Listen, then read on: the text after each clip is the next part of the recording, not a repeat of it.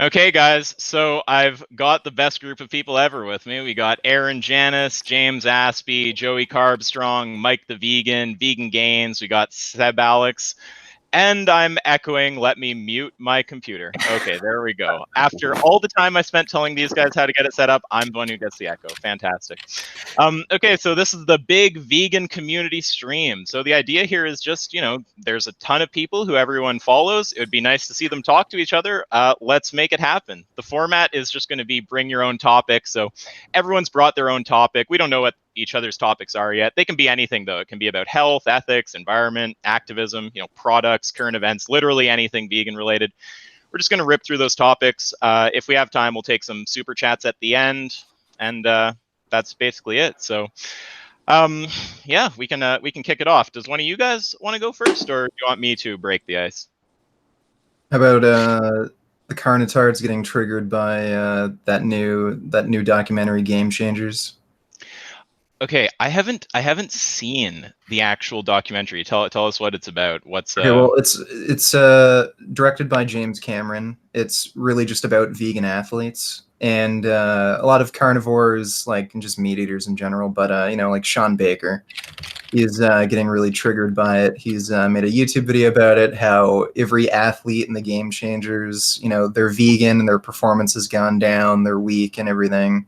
Mm-hmm. I thought that was pretty funny. Yeah, I mean, that's kind of typical of the Carnists to get triggered by it. I haven't actually seen it, so I don't Yeah, it's not out yet. It's not out yet, and they're already kind of complaining about it. That's hilarious.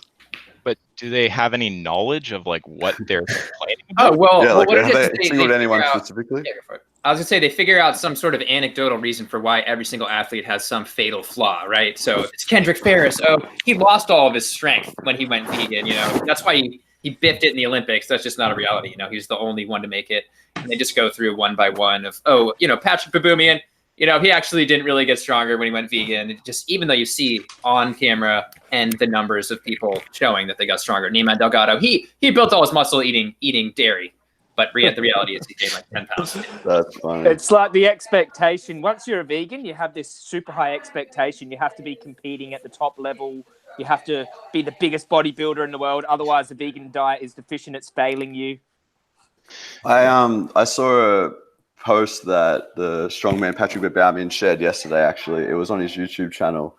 And someone commented saying, Patrick Baboumian broke the record 2 weeks into veganism after a lifetime of meat eating. Where is he now? Where are the records? Where is the strength? It's only gotten worse and worse. Same things with all vegans over time. If you don't take steroids on a vegan diet, you just waste away. And he wrote back, not true. I broke my first world record 1 year after going vegan, 2012. And my last one 4 years after going vegan, 2015. I was the strongest in 2016 on most lifts, which was half a decade after going vegan. I am retired now after a major industry at the log lift championships in 2016, but we can both take a drug test anytime. Not only will I pass it, but I will also crush you like a cooked potato on any lift from strongman or powerlifting. Crush you. Like a potato. Love that, Sass. That is the right response right there.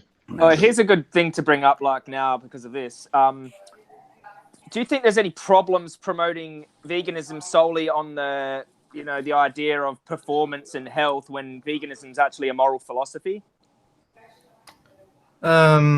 Yeah, kind of, sort of, maybe. Like, there's not great data right now showing that there's any performance-enhancing benefits of going vegan. There's definitely weight loss benefits, health benefits, but as far as benefits to athletes in particular, there's not great evidence. There aren't any randomized trials that can really definitively show, vegans have any kind of advantage. Oh, I thought it was well established that it allows you to fly and gives you laser eyeballs. Yeah. That's what happened to me. Yeah. Well, I don't know. With the so the question is there a problem with promoting just the health end? I mean, I don't think I could say that it's wrong because you're just pointing out, like, look, there's some kind of health benefit. Like, obviously, if there's not a performance case, then don't make the performance case. But yeah, there's nothing wrong with promoting it from a health angle, from my perspective. But for me personally, what captivates me the most is ethics, which is why I talk about the ethics. I don't know. Do any of you guys have a different take? I mean, I have a perspective because that's kind of like largely what I do and what happened to me. So I saw it for the health, and then I was able to, like I say, take the meat goggles off and then see the ethics because I wasn't participating in it. And so I don't think it necessarily does damage. It can be done in a damaging way, like, oh, just eat fruit and don't take B12, stop brushing your teeth and all that stuff, and you'll be fine. But I will also add from an ethical perspective, and I'm actually probably gonna make a video about this. As someone who's studying public health, I now also see an ethical aspect of a vegan diet potentially saving human lives, bleeding killer heart disease. We can reverse that. Like, to me, that's an ethical thing as well. So you have the ethical animal aspect, which is the main one for veganism, but then also the ethical vegan health one, which is, in my opinion, kind of a newer thing. That's a good way of thinking about it. So I've got some thoughts on this. Yeah, go for it. So for the first few years that I was vegan, I would sometimes tell, people to go vegan for their health. And the distinction between plant-based and vegan actually took quite a while for me to psychologically really understand the distinction, because being vegan, is good for the planet and it is good for your health if you, eat whole plant foods.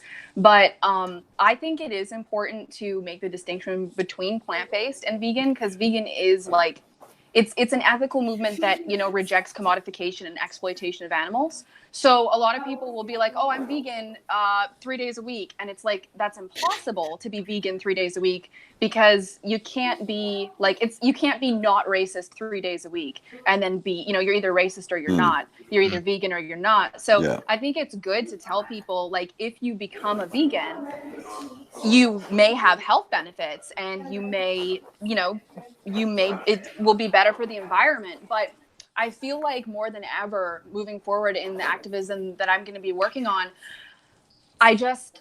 even though my health is great now from eating whole plant foods that are vegan, as opposed to being a junk food vegan before, I'm just super focused on the ethics of it, because for me, that's what it's about. And that's what veganism is about. When people make it about health, it's just it's taking away from what it is, I just think it's unfortunate, though, that although that should be the most obvious reason that everyone goes vegan, because everybody is so against the kind of violence that we're talking about, they need every reason they can get, Right. And so, Right. you got to keep it clear, the distinctions, but I think it's so good that we have that on our side as well, and the environment and all these other things. Yeah. So I feel like, it's not unethical, definitely, to say whatever you can say that we've got in favor. Well, for me, usually... Sorry, go ahead. Nope, it's all you. Go for it. All right. So what I do usually, I just always start a conversation on the ethical side, because I would love to live in a world where everyone's vegan for the right reason, like for ethics.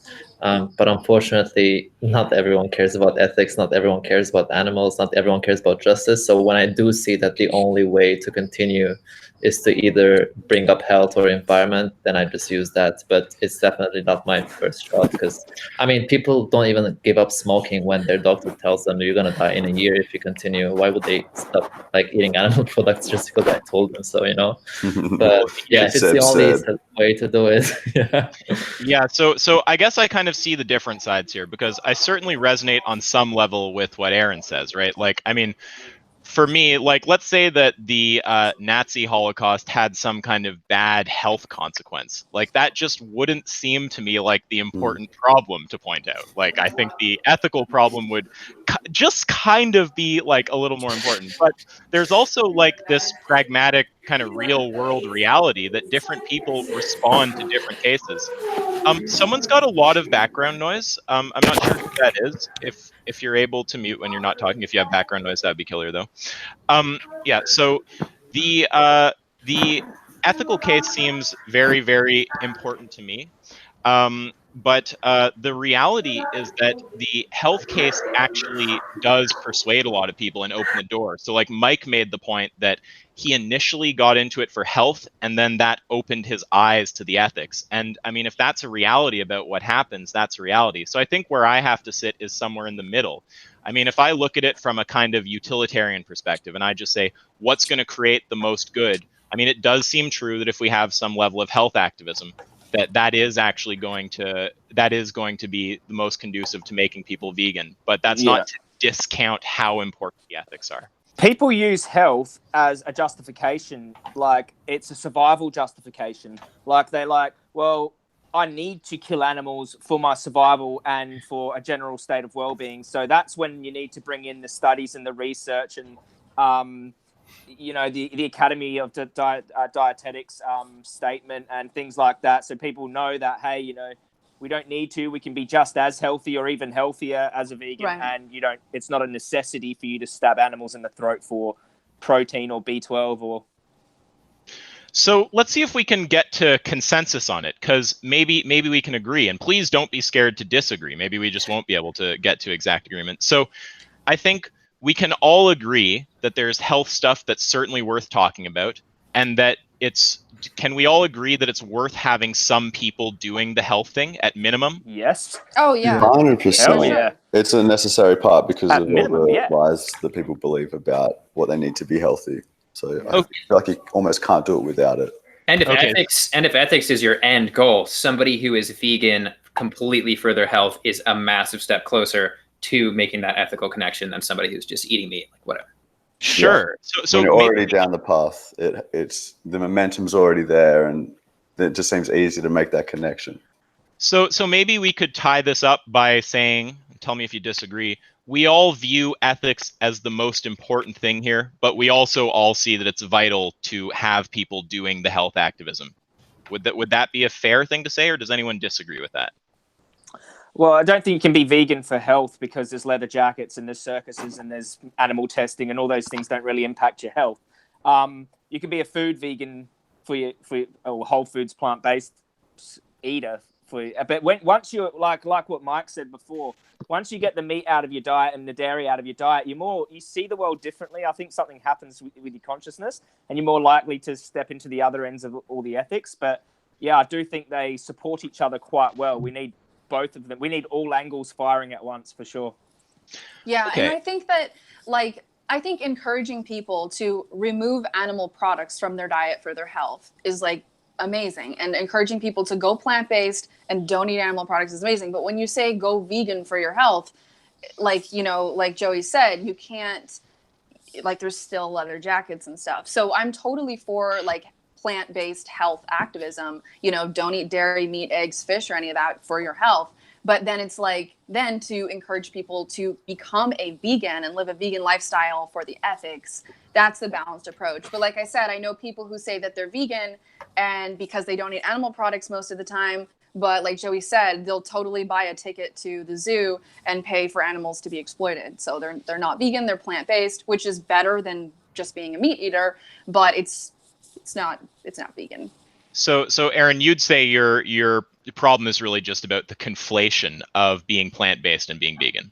Well, yeah, because I feel like we won't have a vegan world until people understand that it's about violation and domination and injustice. Because if it's just about health and the environment, it's better for your health to exploit people as well. Like if I hired a cleaning lady and I didn't pay her properly, that's way better for my health because I'm not staying up late to keep my place clean and I can do more with my life. So I just feel like there's so much that can get mixed up and watered down if we don't solidify and keep the focus on the fact that even if it was bad for your health to be vegan, it's still not an option to hurt a child. It's still not an option to punch a dog in the face. It should not be an option to eat a pig, even if it has 20,000 milligrams of vitamin C, which it doesn't because it's not a fruit. But it just shouldn't be an option no matter how good it is for you, because there's a million things that are super, super, super good for me that should never be an option. And most of them are illegal. So yeah, I mean, for me, it's vegan is ethics, plant-based is plant-based, and both of them are amazing, but one of them is necessary. And the necessary one is the one that should be illegal because it's evil. I have a little wrench to throw in the gears. What do you feel about those plant-based people eating a, quote, vegan diet? How do you feel about that? Well, I guess if an individual who eats a plant-based diet identifies their diet as a vegan diet, it would be like somebody who's actually racist saying they live a non-racist life in their house. Like it's a vegan diet, but they are not living a vegan lifestyle. So I just feel like the distinction becomes important because it's a matter of injustice. And so, self-proclaimed vegans don't understand what veganism is about. So they call themselves vegan. They throw some eggs in their baked goods, and then 5 hens had to suffer prolapses and get ground up alive. So they're not vegan. What if they are eating fully plant-based but they use the word vegan? Because I think that was Mike's question. Well, I'm of the position that they can't call themselves a vegan, as if they don't follow the vegan lifestyle, but they technically eat a vegan diet because that I'd agree with that. Do we all? I think we all probably agree with that. That seems not controversial. And I think that's a good thing because there's a word out there and normalizing it that little bit more, and it's another person that people can find out about what they're eating from. Yeah, that's the way I look at it is like, Lewis Hamilton, the Formula One champion, he started eating plant-based after watching What the Health. But he ended up making like ethical posts as well on his Instagram, but initially he called himself vegan. And I don't mind that. I actually want that because he has like a reach of tens of millions of people. And if he just wrote plant-based, if he just used the expression plant-based, people were just gonna search on Google plant-based, but I want people to search vegan. Right. So if we have like a random influencer who's just like a plant-based person, the way we define plant-based and like the real definition, but uses the word vegan on their Instagram bio, for example, I don't really mind that. I get the fact that it's not really veganism, but if that means hundreds of thousands of people are gonna go like, oh, let me look into veganism, I think that kind of like outweighs the disadvantages. So I guess if there's a bit of a disagreement, it might be like, I think we're all in agreement that that person is not philosophically speaking a vegan because they're not following this for the kind of like ethical reasons. They might be eating a plant-based diet, but then the point that Seb's making seems to be that even if we can all agree on that, them labeling themselves a vegan is going to like drive traffic to vegan related things and will be good for veganism. I think if they're making the distinction that they're eating a vegan diet, that's not really too much of an issue for me. It's just when people say they're vegan when they're not vegan, because I find that does actually confuse people. Because I've run into people who are like, oh, you're vegan, so like you can still eat fish, right? And then I'm like, no. And then they'll say, oh, well, my friend says he's vegan and he eats fish. Like I get that all the time. So, and you've got like assholes like Unnatural Vegan who say like leather's fine because it lasts long. Like I don't want people to get confused with what vegan means. So as long as people are saying like I eat a vegan diet, like I think that's clear enough that, okay, well, they're not following a complete lifestyle that's vegan, but their diet is vegan. But if they're just going to say I'm vegan, but they're buying leather and everything, I think that's misleading. Even if it's like making veganism more popular or whatever, if they're a celebrity, I'd just rather not people lie about something like that and confuse people. Well, I'm sure we could keep going on this topic, but in the interest of moving things along, who wants to go next? I'd be happy to go next. I thought I'd just bring to the table the topics that I find most challenging when debating, because I guess I don't feel like they've got such solid answers that I'm even aware of as a lot of the other ones do. Where do you get protein and what's wrong with humane slaughter and things like that. And probably the most challenging one, and I had a debate about this recently that I put on my YouTube, hoping that people would maybe give some good feedback, because I knew it wasn't that strong. There wasn't really that much feedback though, but I thought I'd ask you all here. The topic of pest control and the animals that are posing an actual threat to the ecology or to the native animals of a place, something like that. And just I just don't feel like, from what I've found, I mean, what I usually answer is that currently people are willing to kill animals for far less of a reason than they're actually posing a threat. We kill them now because we like how they taste.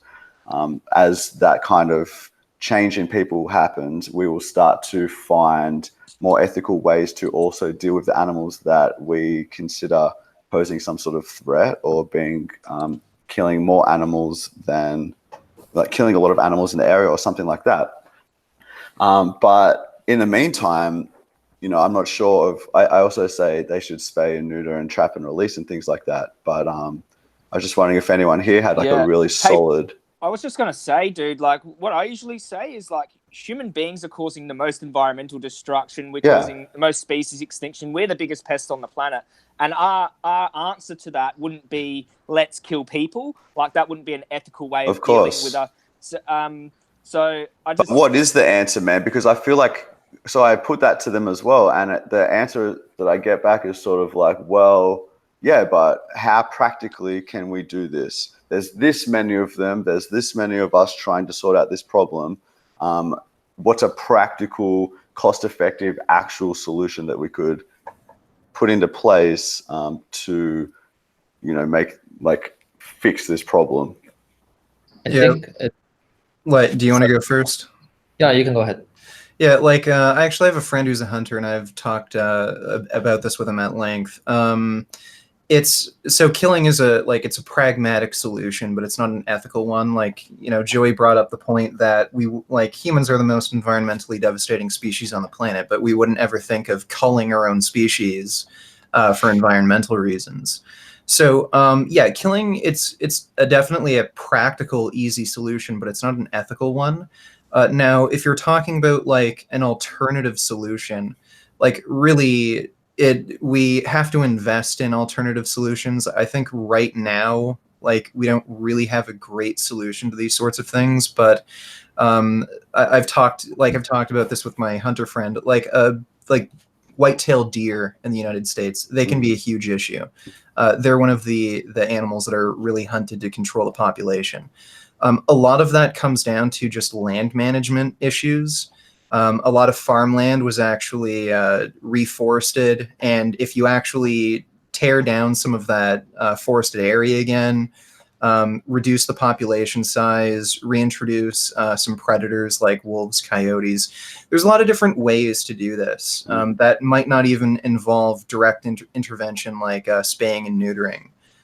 There's also a lot of what do you call them? A lot of like dog rescue kind of places, like, you know, just places that involve controlling pets.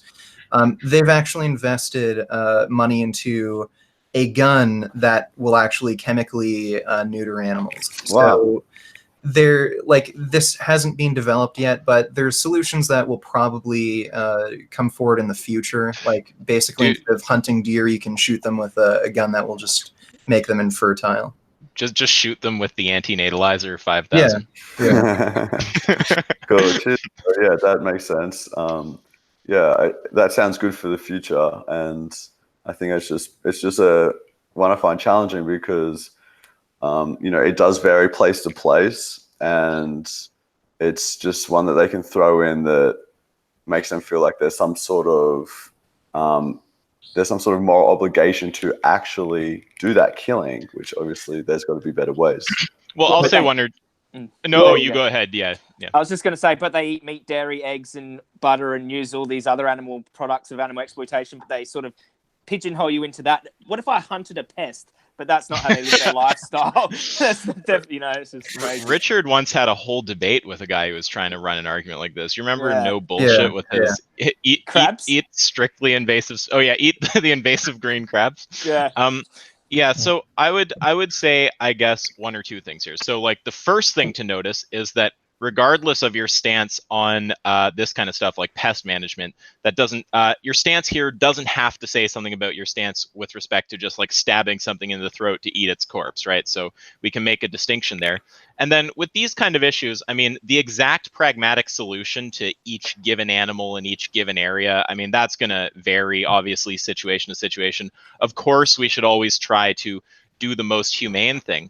But when someone proposes killing, we actually should be running a consistency argument and see if it's truly justified. Maybe hypothetically there's a situation where it is justified, but on my view, I'd want to actually I'd want them to be able to establish some factor that's true of that animal that, were it true of a human, would actually justify murdering a human in that situation. And if not, we're just not going to be justified in doing it.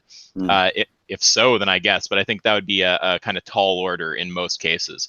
And I also think that someone kind of made this point already, but I really don't like getting in these sort of gray areas with people before establishing, before getting to clarity in the black and white areas. Like, for example, if someone thinks that it's ethical to just stab an animal in the throat to eat its corpse when you could just buy some fucking chickpeas or something, like, of course they're not going to have a problem with, you know, killing something for like, like pest management or like animal testing or something like this. So I think it's important to get clarity on the basic stuff before moving to areas like that.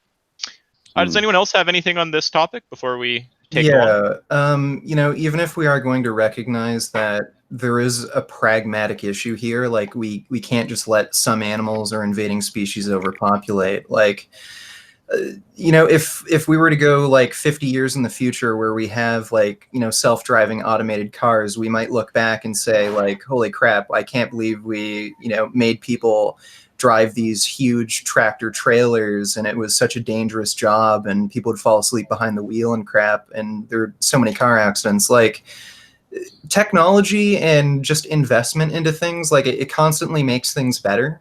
Like there were jobs, decades or hundreds of years ago that might have seemed really harsh and barbaric, and it led to a lot of suffering and death. But the idea we constantly had was, okay, well, let's make things better, let's make things safer. And I don't see how it's unreasonable to take that sort of same considerations, that same sort of thinking here. Like, okay, right now, this might be something like we have to do, but we should be kind of investing to make things a little better, a little more humane.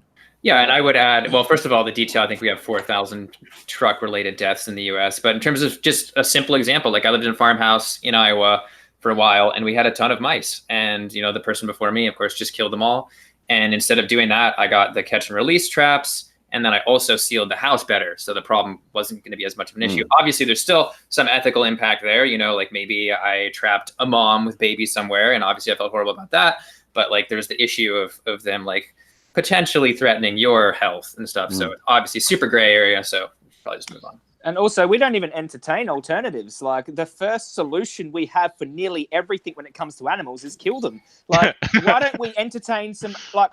And they shouldn't put all that pressure on you on the spot, James, to come up with this whole solution to these world problems that we've caused through animal agriculture anyway. Like, animal agriculture causing disharmony in the biodiversity, and there's a reason why there's more pests over here. And like, it's not up to you. Like, you're saying, hey, this isn't ethical, but like, obviously we can sort of come to some type of consensus and find an alternative. But if our first solution is shoot them in the head, that's all it's ever going to be if we don't start looking outside of that sort of mentality. Just show. Yeah, and even if you're the kind of person who really has trouble getting to a clear position there, like if you're debating someone or discussing or whatever, it's fine to just say, like, look, I'm a bit gray on this given topic, whatever it is, but here's the area where I'm really not gray. Are you objecting to what I'm saying about this kind of stuff? I mean, that's a fair move to make. Yeah, I find when people bring up, like pest control is a real issue that needs to be discussed.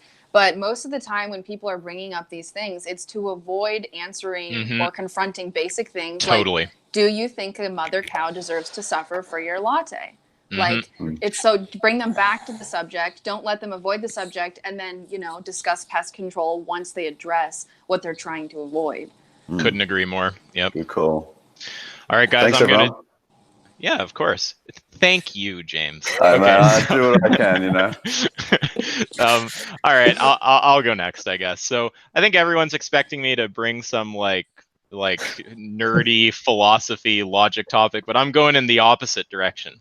What do you guys think about dating non-vegans? I'll go first. I don't see a problem with it. I actually think it's good advocacy, and you can help change the world like that. We are, like, we want to. If you feel like you could influence someone to change, why not? That's a beautiful thing. For me, I wouldn't be with anyone who wasn't didn't have the same values as me, like they'd have to be a vegan activist. Like they'd want to not just be vegan, not just be neutral. They'd have to want to change the world with me. I just think when you're dating someone, it's important that your values are aligned.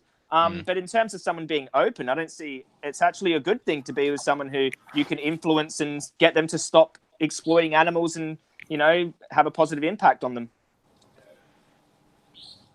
What if they're completely close to the idea of changing? Would you Yeah. continue or break up? If they weren't willing to change. If they told you, like, let's say 6 months in, they're like, listen, I'm never gonna change. Yeah, bye. No values. Your values. Yeah. If they want to keep abusing children or using heroin behind my back or being a prostitute or doing things that aren't consistent with my values as a person, I wouldn't be with that person. That would be, I think you'd be selling yourself short. Like, slight derail. I actually don't have a problem with prostitution. Are you talking about you have a problem with prostitution, or just Lying. with your girlfriend being a prostitute and lying to you about it? Yeah. Like, something I was like actually going to bring that up. Yeah, obviously. Okay. I Also think the that heroin. even those people that say, 6 months in, I'm still never changing. Like, you hear about couples who've been together 20 years who were never going to change, and then one day something just happens, and all of a sudden, after 20 years of banging their head against the wall, there's some progress. So I just feel like, it depends on how much you love the person, what you are willing to sacrifice and stick around for and deal with. But I just feel like that vegan sparks in everybody, just trying to shine through all that conditioning and all the crap that society's put on them. And everybody definitely deserves a chance. Most people don't do it overnight. Some people don't do it in 6 months. I don't think there's anything wrong with it at all. I think it's definitely good if you get to be around somebody constantly. Like, if somebody's around all of us for 6 months, I feel like they're probably going vegan, just based on all the things that come up, and they see it all. So I think it's a really good idea, for sure, if you can just avoid dating vegans and just date non-vegans and convert more people. I have a consistency test for you, James. Oh God. So I get your point. Like, they need some people, like, let's say they need like 5 years or 10 years to get that click. So the question is, what if the type of discrimination they take part in, instead of speciesism, was racism? And that means wherever you both went together, they were openly and publicly being racist towards other human beings. Would you still give them 25 years? I'd probably. That's a good question. I'm just picturing like James Aspey like dating a neo-Nazi. I think that, look, honestly, I would just see that as a sickness. And if I loved them enough, I wouldn't see that as this is just who they are and they're a bad person. I just see, this is a sick person who can't see past their discrimination. They can't see through it, and that's sad. Would you say that same thing would apply to they wouldn't see past the species? Yeah, I think look, the differences are that it's just so normalized currently that to sit at a table with somebody who's being racist versus sitting at a table with somebody who's eating an animal, I hear where you're coming from in the consistency, but I think the difference is just how it's viewed and the general consensus of how we view racist versus how we view speciesist. The majority of people are speciesist and are just doing what the rest of the group's doing, so don't feel this extra shame about it. But I would still see it as a discrimination that can be worked through. I don't see why it would be any different than speciesism, where they can just learn that they're actually incorrect about their prejudice. And I would hopefully be able to have the knowledge and the words to be able to help them get past that and realize, holy shit, I'm just being totally racist and this was unfounded. Like, so you sit down, you watch Dominion with them, and the next day they're eating bacon. Like, you could still be. I totally could, like, man. Whoa. Yeah, it would be kind of freaky, but I would just be like, whoa, I mean, we all know how deep the conditioning runs. And I know a lot of people who didn't go vegan after watching Earthlings. I didn't. I was vegetarian for ethical reasons after watching Earthlings, whatever the hell that means. But that's what I thought I was doing. It took me longer to make that click. And so And, you know, I was somebody who had the time to think about it, to research it. I felt a strong pull in the ethical direction, where a lot of people might not feel quite the same. They watch Earthlings and like, oh yeah, and they think about it for a little bit and they forget and they go back to their little, you know, humane meat little dream. Maybe they start eating free range, whatever. Yeah, I wouldn't necessarily go, oh, well, this person has no hope. I'd still think, okay, that just wasn't it for them. They probably have more objections. You know, what else do we have to work through? James, I feel like you're so loving and understanding. I'm much less tolerant and less loving and understanding, because I'll just share for me, a few years back, when I entered into a relationship that was like a long-term with a boyfriend, he wanted to get a place together, and we did. And, you know, he became vegan before we moved in, but then a few months into living together, he wanted to reincorporate fish and eggs into his diet. And I was, like 19 at the time? I'm 24 now. But I wasn't like loving and understanding. I flipped shit. Like I went batshit crazy, because like when I see an animal product, I am like immediately visually connected to what happened to that individual. Whereas I feel like you're so loving and understanding. I would like to be that compassionate towards people, but I'm not. I ream them and I hold them accountable. And so for me, I think dating a non-vegan, like one of my best friends, her ex-boyfriend, when they met on a dating app, he was vegan, she was not. And his standard was, if you want to keep dating me, you have to wake up and go vegan. So she did. Now they've broken up. He's actually a bad person and she's still vegan. So dating non-vegans does help people go vegan. But for me, I think like I would give somebody a chance if they were non-vegan, but then after a certain period of time, if they don't go vegan, I would just be so disgusted that I would not want to touch them. Yeah, that's totally fair as well. Touch them. I don't want to touch you.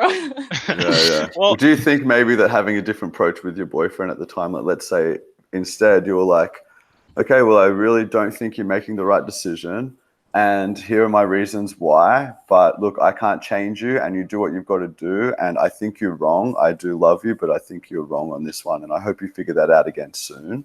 And perhaps if you just sort of stayed in that maybe and just kept leading by example and just chipping away, you know, like some people, they quit smoking cigarettes for a few months or a year and then they go back, but they really do want to quit and they know why they should quit and they just couldn't quite do it, but then maybe you can get them. Do you think that potentially with a different approach, like years later now, that you may have had a different outcome?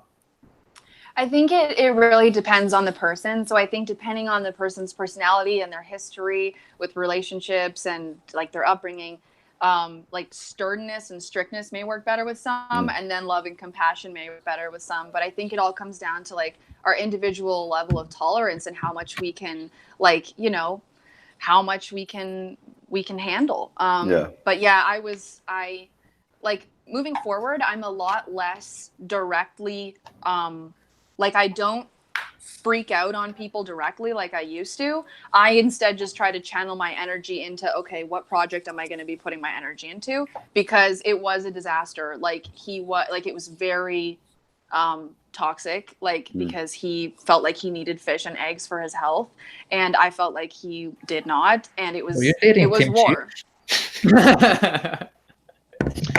Yeah, I mean, that's fair enough. From my point of view, for me, like I view it like any other, you know, characteristic someone can have. There's just characteristics that you're into and characteristics that you're not into. And for me, it's a big like fuck no. So I mean, maybe I'm just not like a dreamer like James. You're vegan sexual. Yeah, vegan sexual. Well, so this is kind of where I'm at. So I get that it varies from person to person, and people have different levels of tolerance. I know very committed ethical vegans who this just isn't a thing for them. Like it just doesn't bug them in the same kind of way. And maybe they'll be like James and view it like an opportunity to kind of bring the person around over time. I personally would rather not be in a relationship that's a fucking chore to break through someone's conditioning, but maybe I'm just an asshole. You're lazy. Yeah. So another thing is, oh yeah, I'll try to become vegan. I'm sorry. So for me, it's like, look, I'm not gonna get involved with someone who's not vegan. To me, that's just no. But I can understand where other people are coming from, and especially I can understand where someone's coming from if they've been in a relationship for a long time and have already built a very intense connection with someone, and then they learn about veganism and go vegan and the other person isn't there, because then you're really there's a lot of tension there. It's like you've built up this massive bond and now there's this other thing causing tension. But for me, if it's like from a fresh start, like, no, I wouldn't get involved, but I don't prescribe that for others or something. Richard, Mike, do you guys have a take on this? Yeah, like, move along? I don't have the patience to bother with it, and the ratio kind of favors men too. Like, there's a lot more vegan women, so, like, especially for a dude, like, if you just don't want to bother wasting your time, like, it's pretty easy to find a vegan girlfriend. What about you, Mike? Then we'll move it on. I think it's totally up to the person, but in general, I think that the vegan movement has a bit of a challenge to overcome the kind of siloing that happens of like vegan, isolating the vegan message and, getting in, vegan Facebook groups and just like being vegans with other vegans. And obviously people do activism, but a lot of people don't. And so it helps a lot to date somebody who's non-vegan to get that out there. And then it becomes like conversation more. And I don't really have that strong of an opinion on it, but that's my view. Just opening it up. I love pigs too much. Yeah, and with that, maybe they're vegetarian. I mean, I would. Maybe there's people that are vegan that will only date vegetarians, but they won't date meat eaters. And with that, let's move it along. So, who wants to go next? Who is left? I actually had one topic, but halfway through, I thought about another one. So whichever you prefer. I'll start with the first one. I think I know Joey's stance on it for sure. I don't know everybody else's. You know what's coming? No, I don't know.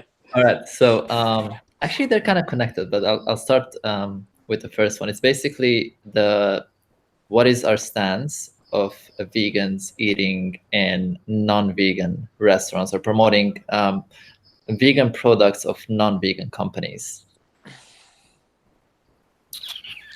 I've made my stance pretty clear, like in the last couple of weeks. So I don't know how much clearer I can make this. Yeah. Obviously, well, if anyone in the chat doesn't know my stance, I think we need to support vegan options where we can. I think it's crazy to boycott restaurants that put on vegan options. I think that's bad for animals. I don't think that's good advocacy or good animal activism. I don't think people are seeing the bigger picture. And sometimes you got to take one for the team. You got to go in the non-vegan restaurant, grab your vegan burger, and hopefully they keep it on the menu and see that there's a big market for veganism. And the more options animals have at these restaurants, the better it is for people. Convenience is huge. It's huge. Convenience is like up there with number one reason people don't go vegan. So if you're going to make things harder for people, they walk into KFC, there's no vegan option. Like, what are you doing? You think that helps anyone? It doesn't help animals. Like it's insane. Like, I don't want to walk into KFC and there's birds being fried either. I love chickens. I love them. I think they're beautiful animals. I don't want to go in there and smell their flesh. But you know what? I do it because I'm an activist and I want them to keep the bloody burger on and I want them to put vegan options on. And I think that we sometimes got to put our emotions aside and do what's logical and rational and reasonable and what's best for animals. So yeah, that's my position. So yeah, I would say there's a whole nother issue of literally the vegan or the companies that are making some of the vegan products. Like for example, I think it was Just Foods when they were serving their Just Egg at an expo, they actually wrapped it in bacon. And like this is like heartbreaking. The Vegan Zombies covered 2 instances of this in detail if you want to check that out. But that's just like a heartbreaking thing where it's like, yeah, it's better for them to come out with these foods and it's better to have them available everywhere. But it's like, why do you have to do that? And their answer, what? Answer was like, oh, well, we want people to think it tastes as good as possible. And it's like, you didn't have to do that. Like this just didn't. I actually thought I initially had the same reaction. I'm like, well, that's just a waste. But now I think, wow, that's still going to get people who still eat meat to try it because it's still wrapped in their bacon. And I actually think that was a really smart strategy because a lot of people, if it was a totally vegan burger, they probably wouldn't have eaten it. But if it's some of their animal products still with some of these new vegan products, I just felt like there was a bigger chance that a larger group of people would at least try it and realize, wow, this tastes really good, and just have that little awakening to, oh, vegan food is also it's better than I thought it was. And, maybe I'll try this next time, and maybe I'll try more vegan food. So although I totally saw the negative too, I also became aware that actually might have been a smart strategy in certain ways. I'm not sure if it was a strategy or just an oversight, but I agree it would have that effect. From my position, if the question is just about buying from non-vegan companies, of course you should. I mean, we'd just be in an insane situation if we say we're like only supposed to put money into things that are purely vegan. Like a example that one guy in my Discord likes to use is like, are you not vegan for like getting like a non-vegan plumber to come by your house? And another thing to note is the big chains and like big companies, a lot of them have these like huge, distribution networks and resources available to them that, the little local vegan company just doesn't. So, I mean, they can do a bit more with your dollar if you create demand with them. Yeah. Like what we're seeing right now is unprecedented in terms of all these very mainstream companies launching vegan foods and having huge success in it and selling out in days and having record sales and all these things. 5 years ago, this is like, we would have been begging for this. If this had happened, we were, oh my God. And now that it's just sort of phased in and it's all kind of really happened really fast. Like if you look around and see where the Beyond Burger is in all these places and all these new vegan options at so many common restaurants, this is exactly what we were always trying to do, right? Just to make this normalized, to get these vegan options in these places so that it is more convenient to cross the biggest, for a lot of people, objection off the list. I think this is the best thing ever. Can I add something in? If you as a vegan don't want to go into these places, I understand, but just don't tell other people not to. All right? That's bad. Like if you want to support your local vegan place because you want them to get your vegan business, that's fine with me, but just don't tell people not to go into these non-vegan establishments. That's anti-animal activism. It just say, I personally won't eat out of there, but you should go there. Like tell your non-vegan friends at least. Go there. If you're going to go there, get the vegan burger. And most of this, like KFC, they sold out in 4 days. They had a 500% increase in sales out of any promotion they've ever done. And it was not vegans who did that. It was the non-vegans who realized there was some convenience there and they wanted to try something different. They wanted to try the vegan option. So they're the ones who are driving these sales. So convenience is huge. So if you as a vegan are saying, don't go in there, and you're driving people away, like even driving non-vegans away from making that option, what are they going to do? They're going to be like, oh, stuff this. Vegan said don't get the vegan one. I'm getting the real life chicken zinger burger with the cruelty and, the abused chickens in it. So I just think if you don't want to do it yourself personally, don't bring yourself into your vegan activism. Do what's best for the animals. You don't have to go in there. Just tell people to buy the burger. I promote it. I really put all the bullshit aside and do what I feel like is best for animals. Yeah, and I think in terms of an ethical thing, you're trying to do the best thing, trying to save as many animals as possible. You have to do some of the math, right? And so there's a negative ethical feeling of giving $1 to a company that is exploiting animals and killing animals. But think about the ethical, mathematical positives of having widespread animal replacements available and the sheer, like the millions of animals that'll eventually save through supply and demand. Like you have to be weighing these things. Mm-hmm. Yeah, absolutely. Agreed. All right, Richard, so you gotta take before we.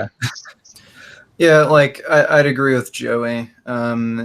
Like if we're gonna have this position that you can't buy vegan products from non-vegan like outlets like KFC, I mean, how far are we gonna take that? Can you not buy anything from a grocery store anymore because they sell non-vegan products? Mm-hmm. It's just a kind of ridiculous standard. Yeah, an Uber. I can't get an Uber because my Uber driver is going to go buy his family lamb chops with my vegan money. And it's like all money is blood money. It either comes from someone who abused animals or goes down the line. Like the truck driver who drives the vegan food to the vegan restaurant, he's not vegan. It's the whole world ain't vegan. Like, wake up. The best thing we can do is infiltrate, start a community. Let's go isolate ourselves on an island, only date other vegans and only purchase like bananas from the vegan banana grower. Seb, are you coming from the opposite position? Are you like the one guy here? So I wanted to ask your stance to share my stance. Yeah. Well, what's your take then? Why do you disagree with the kind of things we've said here? there's a bunch of things that I agree with, but mostly I do. Okay, so basically, I'm very happy that these places introduce vegan options. I'm not against that, and I'm not pro telling non-vegans to not go there. What my stance is that us as vegans, we shouldn't go there, and I'll explain why. I've looked into this, and my previous stance was that we should obviously encourage the products, right? But studies have shown that even when it comes to fully vegan restaurants, the majority of their customers are non-vegans. They're vegetarians, they're vegan interested, they're plant-based people, and they're random like meat eaters. The reason is very simple. We're like less than 1% of the world population. So obviously most of the customers are going to be non-vegan.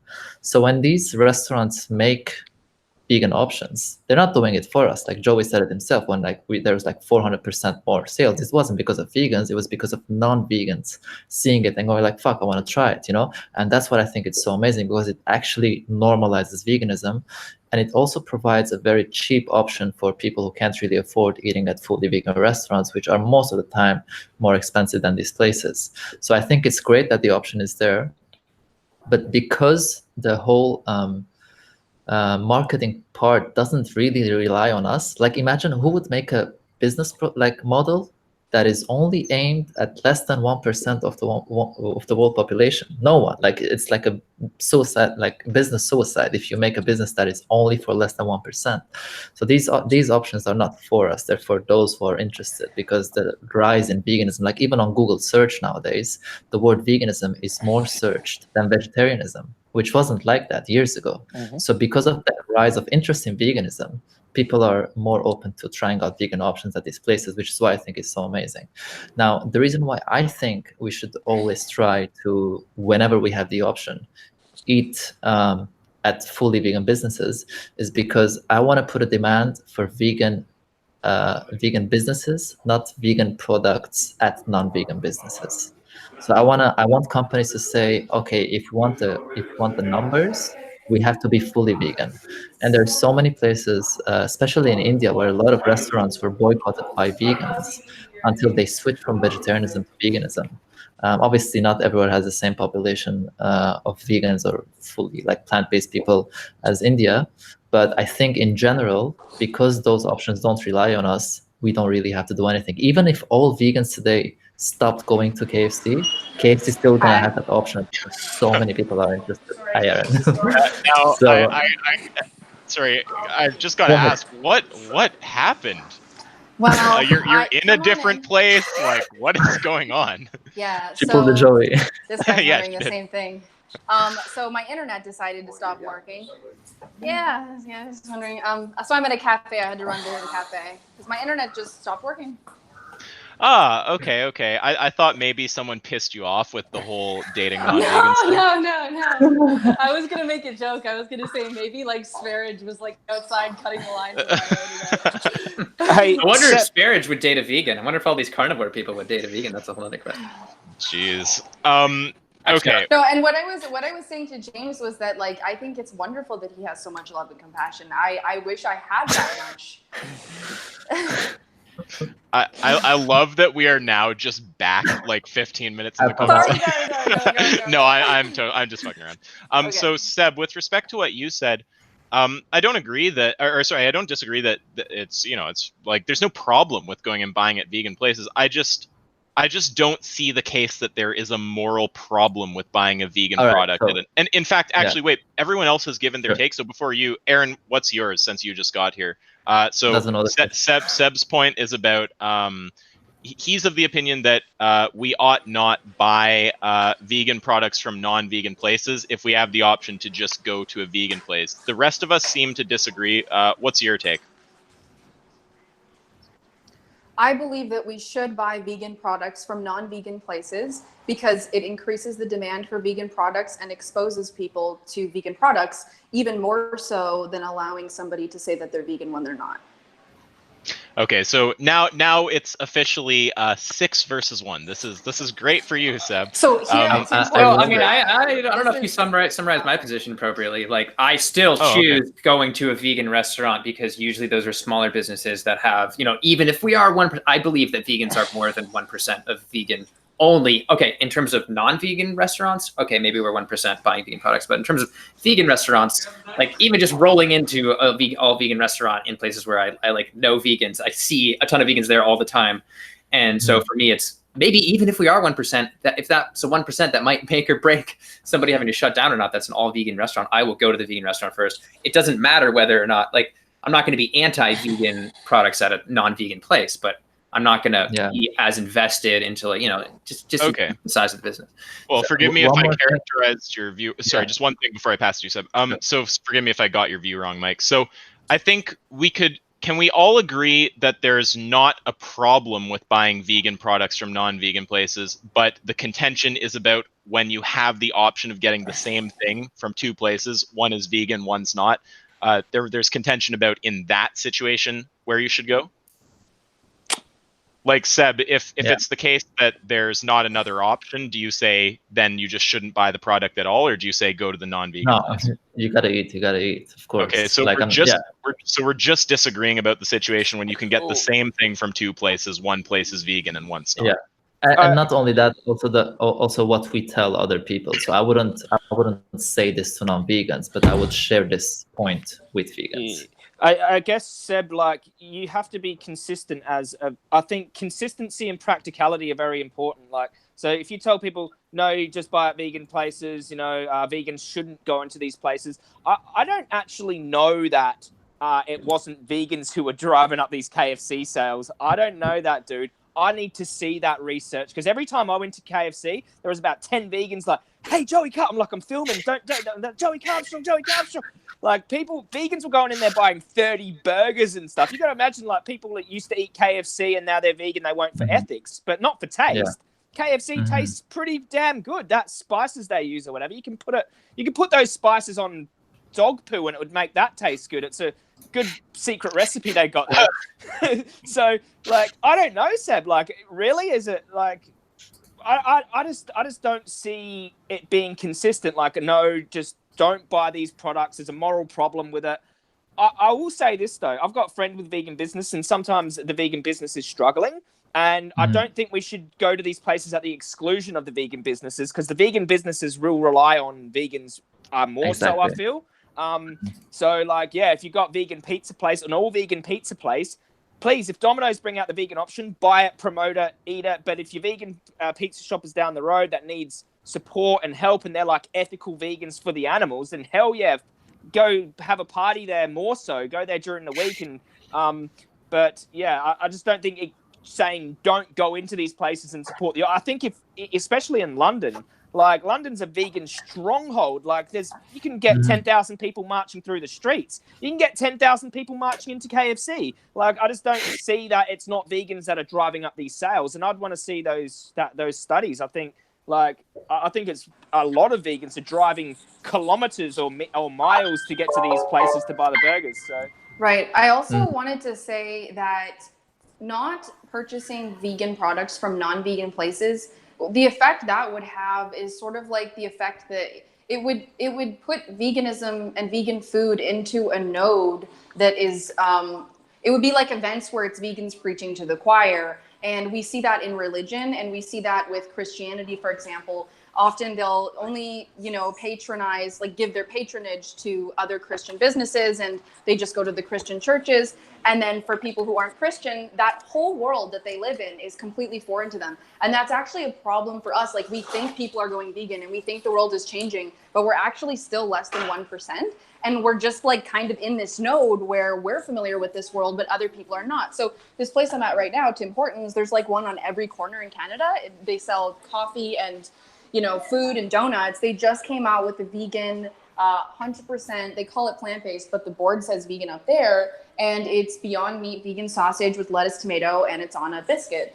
And so many people, like, who see it have no idea what vegan is. And then they're just learning what vegan food is and what plant-based food is about, and that it's even a thing coming to Tim Hortons. So it's like, totally necessary, because it's all of these places that need to become vegan, and the only way to get them to do that is step by step, because these people don't even know what it is yet. So. And then you get a bunch of vegans that are like protesting.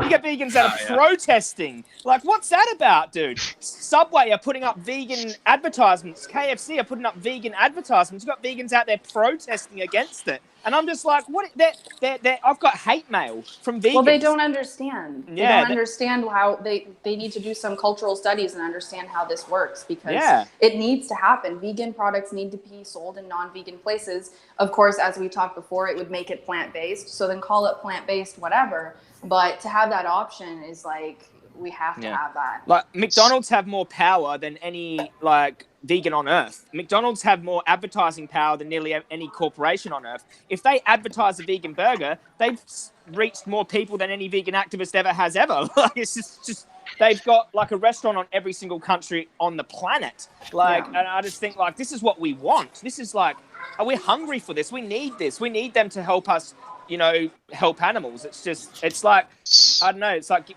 it's a catch-22, but it's like we have to make these exceptions. I don't know. So Seb, we're definitely going to give you the last word on this topic because you're in the minority on this position, so you can get a good chunky last word in on this. But that's a nice privilege there. oh yeah, that's there. Yeah, you get the privilege. So the only thing I really have to say is just so when we're talking about a situation where you can buy the same product from either a vegan place or a non-vegan place, it's not clear to me that it actually increases utility one way or the other. So that's why I don't really feel there's any like meaningful difference. Does anyone else like Mike or Richard want to get a word in before we let Seb close this topic off? Other than how I just love how Erin is like reporting live from a non-vegan account. Like, perfect. You know, fucking Tim Hortons, actually, I had the worst experience. I went to a Tim Hortons to get that exact sandwich. I left my card there. I called back later to see, like, I was like, oh, I left my card. They said they put it aside for me. I tried coming back 4 times to get my card. They kept giving me the walk around. Then when I finally went to get it the last time, they told me they cut it apart and they gave me a $10 Timmy's gift card. Boycott them! Boycott! Yeah, well, we need to protest. Richard, do you have anything? No. All right, Seb, take it away. You got the last word. Joey, don't jump down his throat. Let's let him have it.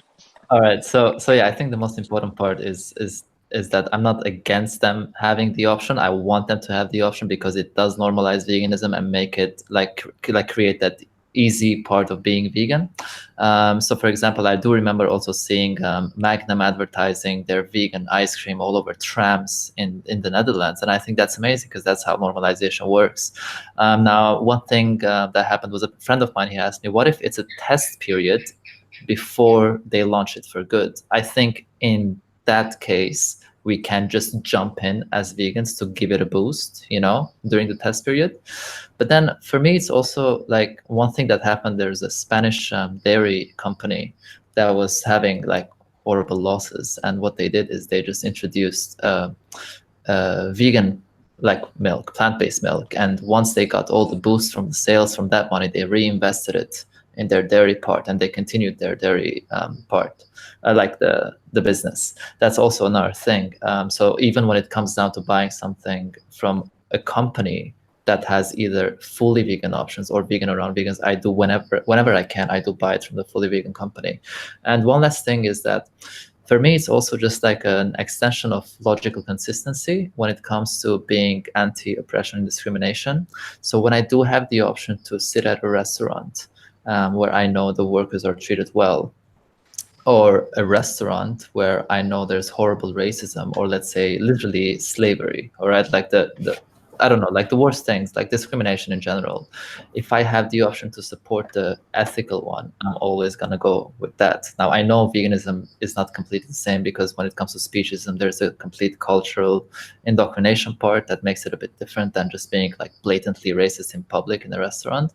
But I think we as people who see the difference in treating innocent beings like in different ways, when we do have the option, and when we know that other like vegan meal that's been introduced in a non-vegan restaurant is not going to rely on us because our numbers are so small, I think we should just go with the like supporting ethical businesses, not ethical products within unethical businesses.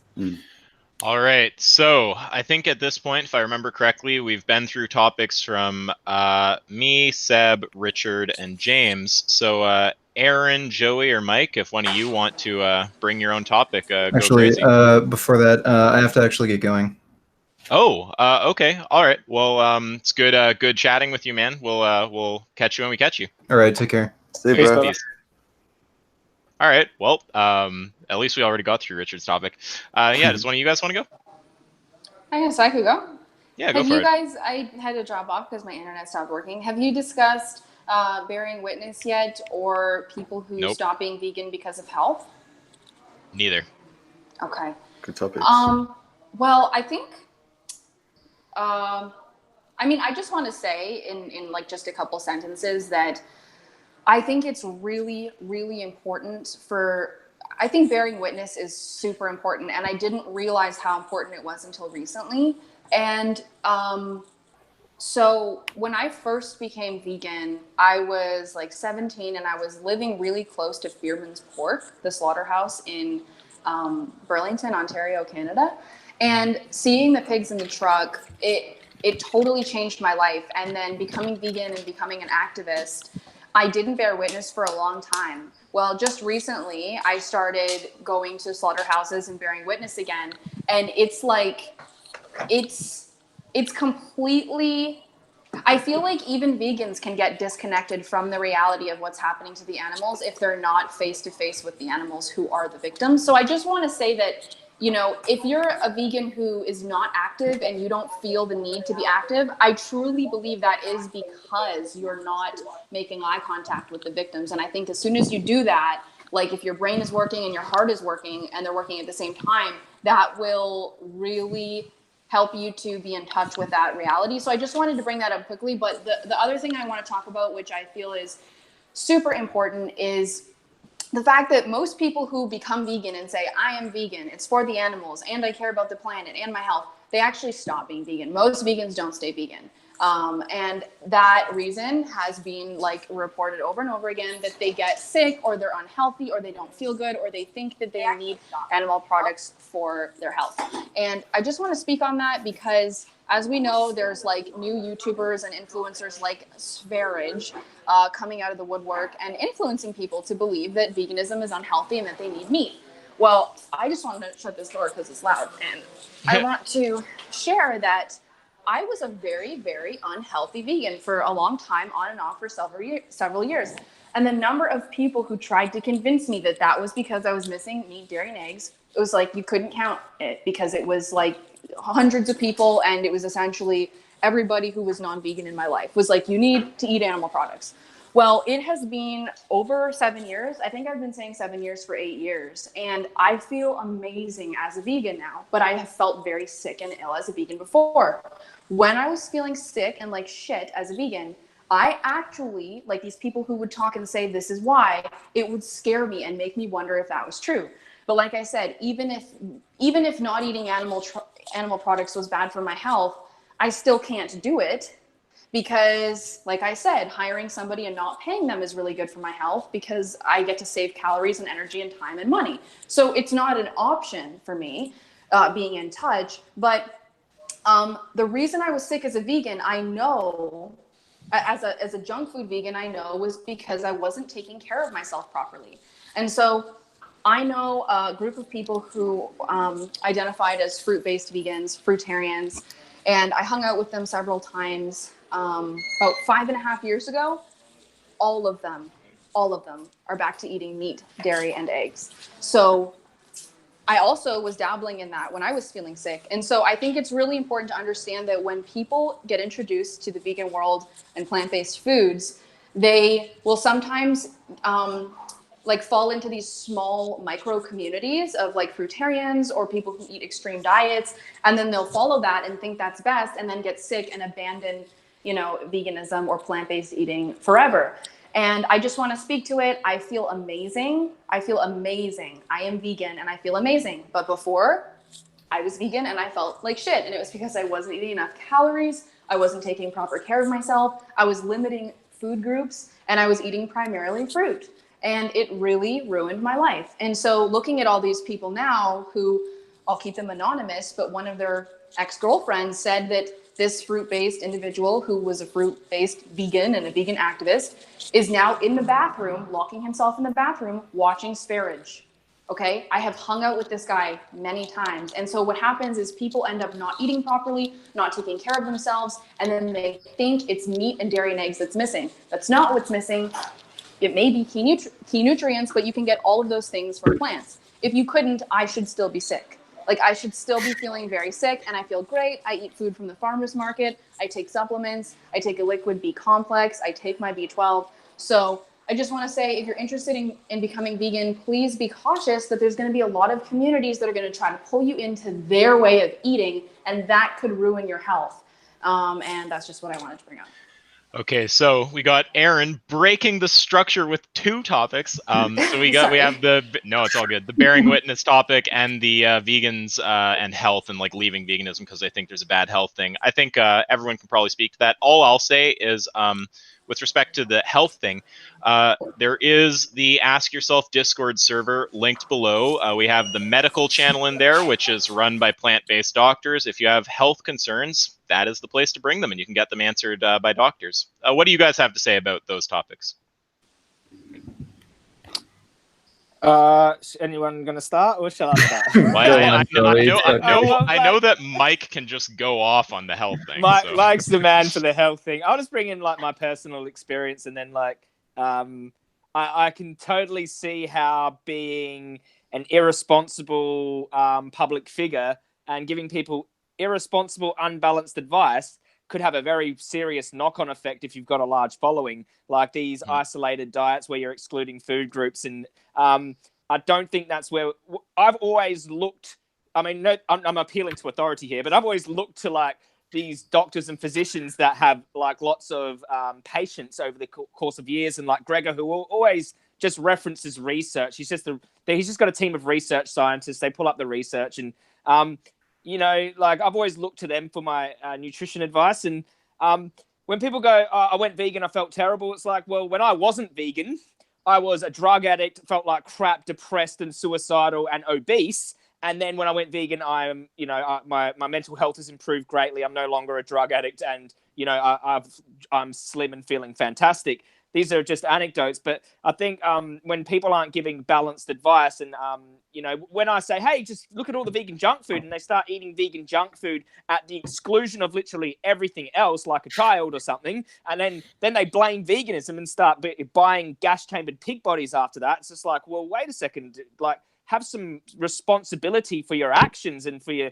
like, you know, I'm not here to tell you to eat your vegetables, but like, shouldn't your parents have told you that? Like, yeah, some junk food vegans, they call themselves junk food. And sometimes I still wax and wane in and out of that, being, you know, eating junk food.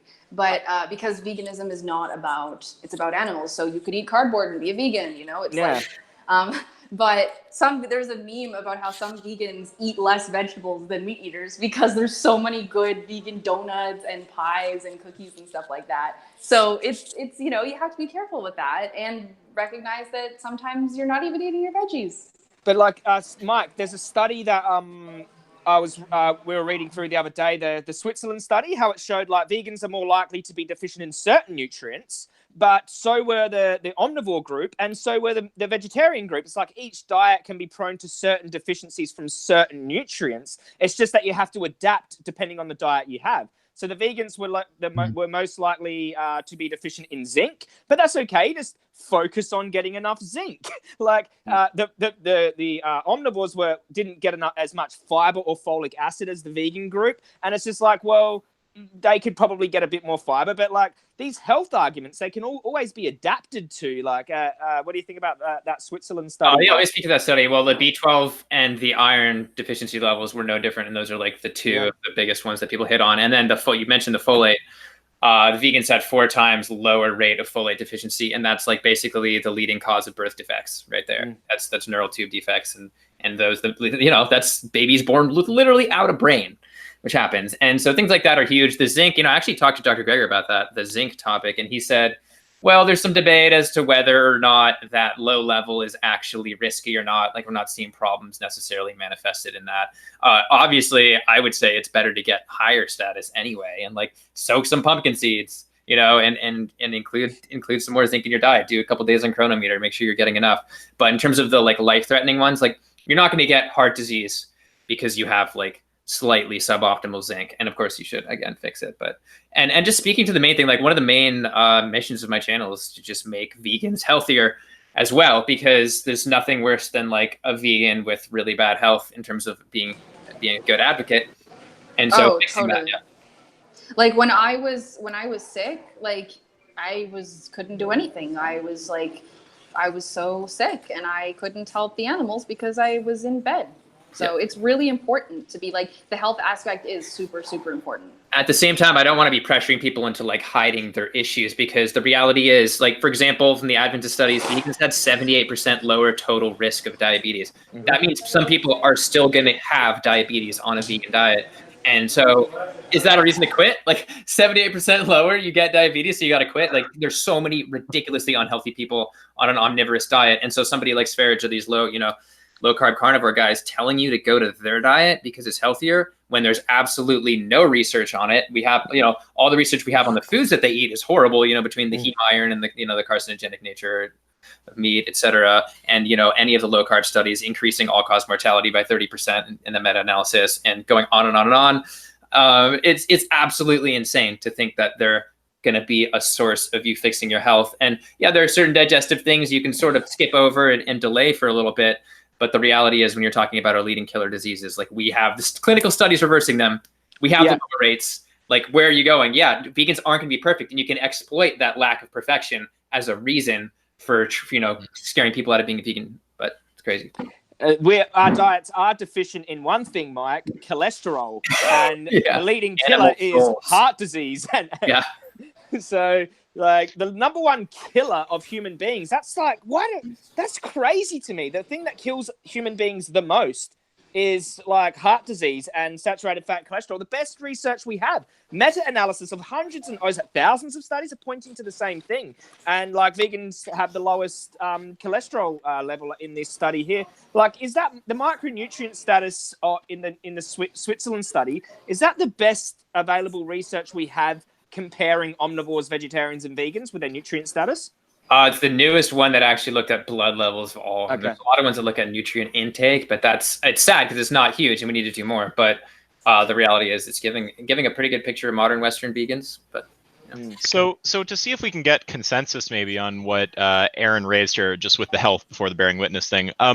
I think that we could all agree that, people leaving veganism for what they perceive to be health reasons caused by veganism, there's just not evidence that those health problems are caused inherently by veganism. There doesn't appear to be a case for that. Yeah, I just want to address the fruitarian thing really quickly. Oh yeah, go for it. I agree with you. Yes, obviously you can starve yourself on a vegan diet. You can still do things wrong in the vegan diet. But the fruitarian thing, like, if you watch, talking about Sverige might as well, if you're watching his like vegans are the epitome of malnourishment, the ratio, the fraction of people there that are fruitarians is just ridiculously high. And this is where I get a lot of hate. But I mean, like, I used to, sorry, my first Instagram handle was Erin Fruitarian, and I was fucking sick. So, sorry, I swore. Fruitarian. Oh wow, a high quality pun there, Joey. I'll also add in, I don't know much about the health stuff, but every vegan doctor I've ever talked to is anti-fruitarianism. So it's just worth saying. That's very important point. Mm-hmm. Can I add one thing? Yeah, totally. Go for it.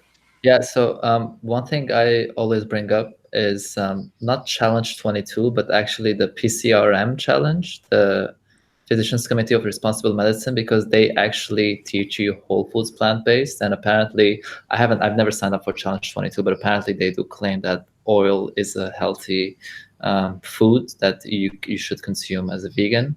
So I'd rather have people, when they're going to go vegan, actually get the whole foods plant-based diet as the first information they get about how to be vegan, than just like start eating deep fried stuff and then like either like put on weight and then think, oh, this is obviously unhealthy, or just like get deficiencies and think like, oh, this is unhealthy.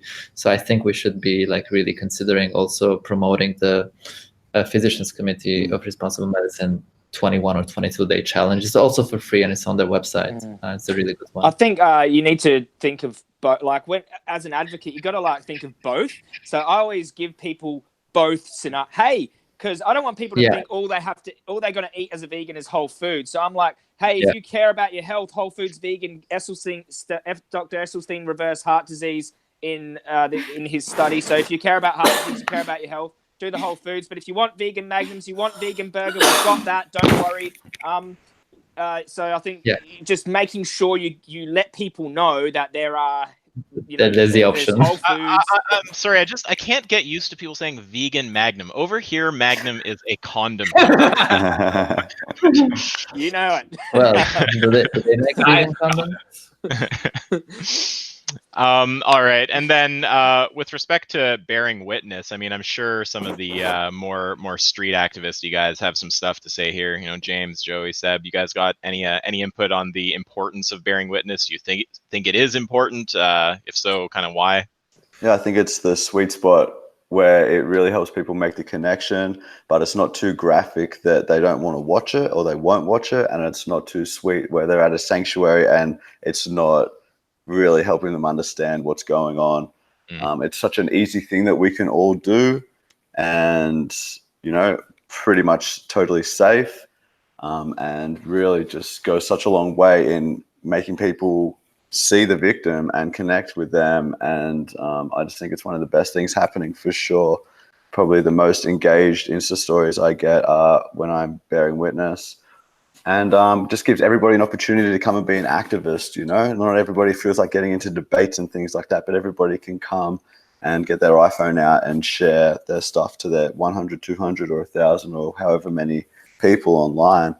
And I just think it's such a powerful way for people for it to click with people. So I think it's amazing. And I'm so glad that it's just, some of the videos as well that come out of there become viral videos when the animal is especially bruised and beaten or something like that. So it also creates content that can be widely shared.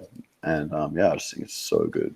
Like nearly every single one of my viral videos on Facebook, my most viral video got 6 million views on Facebook or whatever, happened at a vigil. Like the debates that happened at vigils, like people who say like, Joey, what's standing out the front of a slaughterhouse with a sign going to do? But now we've got these iPhones. They're like, it's like a window into an audience. And like everyone's got this audience of their friends and family sharing the faces of these animals, scared animals going into the slaughterhouse all across the world, like a big network across the world, bringing eyes to the front of a slaughterhouse. Like people are in their lounge rooms at home, literally witnessing what's going on at a slaughterhouse. Like it's crazy how powerful this connection is. And a lot of people sort of try to avoid this part. Like the farmers are avoiding the part between the farm to the plate. They're always avoiding this slaughterhouse part. No one wants to talk about the slaughterhouse. Well, hey, that's why there's thousands of vegans out the front of the slaughterhouse with phones. And we've even taken it as far as going inside of slaughterhouses now. I don't recommend that for everyone, obviously, but bearing witness, single-handedly the most powerful form of activism I've ever done for myself, just like reinforcing this conviction in my heart. And whenever things get hard and I start to get a bit down, I just think, oh my God, go bear witness or watch a video of what the animals are going through. And it just makes you builds conviction and builds solidarity. And I really, really think it's a very valuable form of activism.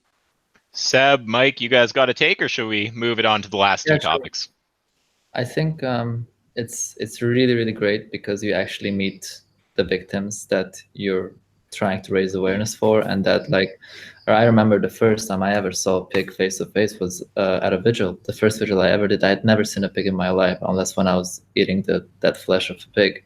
And it made me really much more, as Joey said, much more committed to the cause, because I knew that every single pig that I saw that day were dead at night, I do think people have to be careful with how much they bear witness, because I've seen so many people burn out from constantly bearing witness every single week, 2 times, 3 times. I think people should really check how it's affecting them, because if you burn out and then you can't do any activism, the animals pay the price.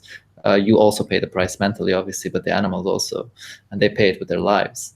Now, one thing that there's an amazing activist in Melbourne in Australia called Joanne, and she was basically saying that a really good thing to do is basically recycle your old footage from vigils. I can literally go now on my phone and get footage from last year's vigil and post it as if I took it today. People are still going to get affected because no one really remembers what you posted last year, you know? And that's a good way for people who are like not feeling well and they still want to do some type of activism, and they can use their like platforms for it. So I think it's very, very powerful. And it's a way that, like, once you get enough footage, you know, you can take a break from vigils, and then you're still uploading and you're still reaching, like, obviously if something goes viral, then you're going to reach thousands of people, millions of people, hopefully, and that's going to help so much. And I think it's really great. But I do think like activists mental care should be always put as a priority as well, not because we're more important than the animals, but literally because we're the only people who can change something for these animals. So we have to be careful of that as well. Mike, do you have a take, or? Yeah, I mean, I've been to. I mean, first of all, I grew up in Iowa, and I'm back in Iowa right now, where there's literally just farm. This was actually originally going to be my topic, but then I decided to change it. But in Iowa, we have almost eight times as many pigs as people. We produce, more hogs than any other state.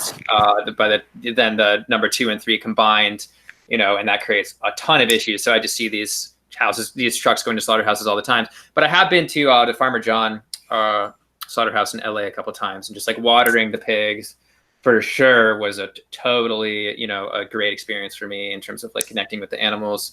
And I do think it's really good. I mean, I'm also, it's really hard for me to do just with everything else I'm doing, but I've been trying to film a documentary on all the pig farming in Iowa, and I've gone to the actual farms as well. So it's kind of that's not bearing witness to the slaughtering, but it's bearing witness to the farming.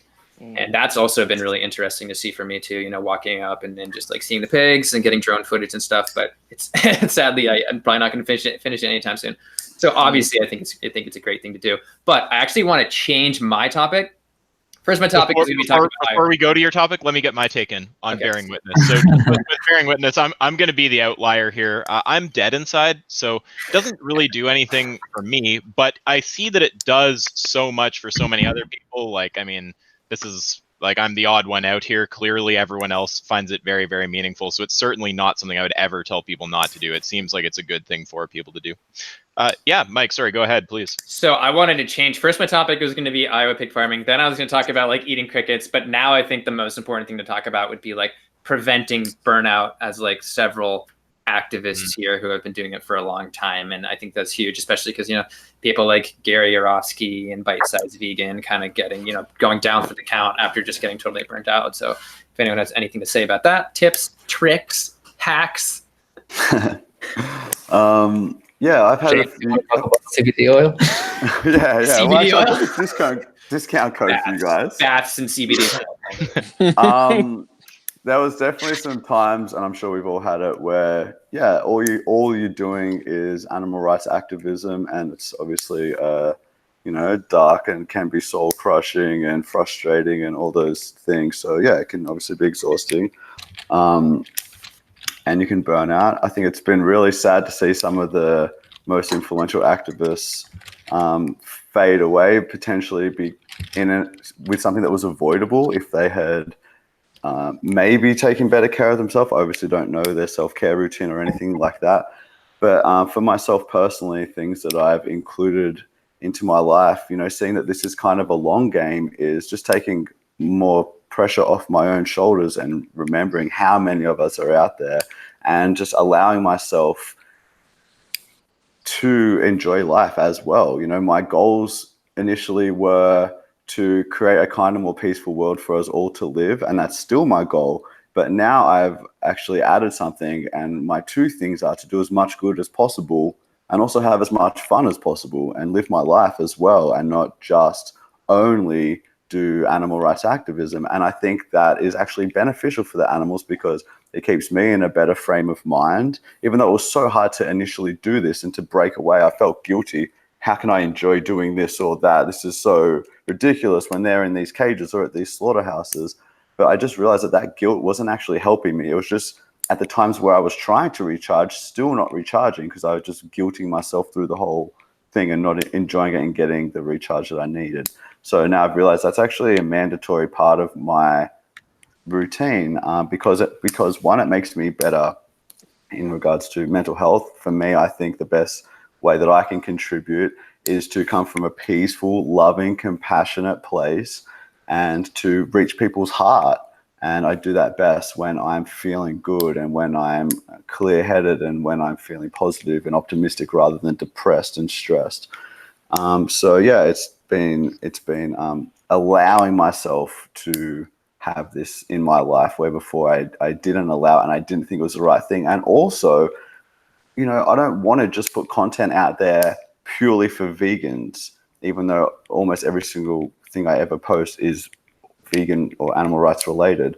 But I also see that there's a lot of value in being online, putting content out there that has nothing to do with veganism, so that a totally non-vegan mainstream audience might also still feel compelled to follow whatever you're up to. Because yeah, they post a lot of vegan stuff, but they also do some interesting things or post about different things, and that's a part that I'm into. I'm not into the vegan stuff, and then hopefully eventually with enough seeds planted, they start getting into the vegan stuff as well. So even just a purely strategic addition is also to put in, you know, whatever it is, some fitness stuff or some, you know, some fun places. I put a hike up recently and it got a really large engagement. And yeah, I think that is all just a really positive and sustainable way to keep it up. And I don't think it's taking away from the animals. I don't think we should feel guilty from also having our own lives and, you know, doing the things we want to do and pursuing goals outside of activism and outside of furthering the animal rights movement. I think that, you know, to be a whole person and to be your best self, that's, at least for me, that's an important part of it. So yeah, that's where I'm at with it now. And then obviously just particular self-care routines. There could be, you know, like CBD oil is a genuine medicine that helps people feel less depressed and less stressed. Meditation, if you want to really work on your mind and strengthening your control over your thoughts. And then, yeah, fitness for general well-being and health, eating a whole foods plant-based diet, just all the things you know of, drinking enough water, getting enough sleep, all the things you know that you can do that are out there that maybe you're not doing, that could just, you know, add a little bit more positivity in your life and de-stress that little bit much more. I think that all that really adds up. So I try to do as much of that as possible. You hit that so well. I am just completely without words. So that's rare for you. Well, it's the case today. Do you guys have any stuff on self-care? I got a few things. Classic. Okay.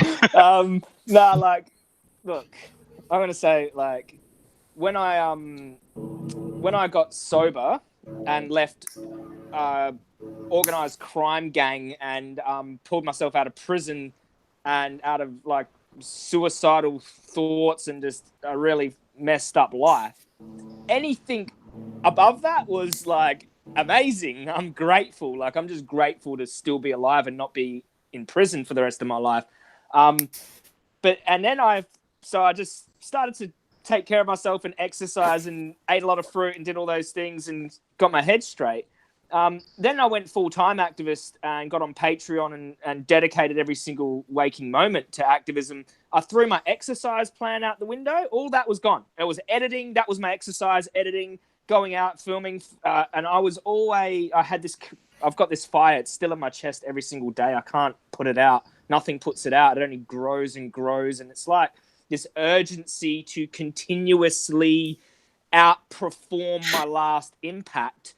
Otherwise, my purpose on Earth is just like non-existent. So like that's what is always compelling me and driving me. So I threw my self-care out the window for a long time.